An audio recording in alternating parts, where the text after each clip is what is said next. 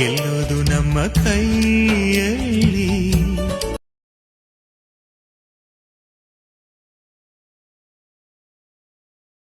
ಕೈಯ ತುತ್ತು ಮರೆಯಬೇಡವೇ ಸಿಹಿ.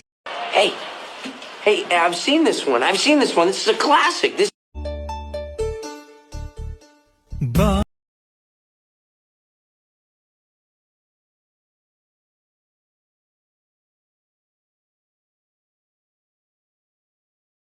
ಗೆಲ್ಲೋದು ನಮ್ಮ ಕೈಯಲ್ಲಿ.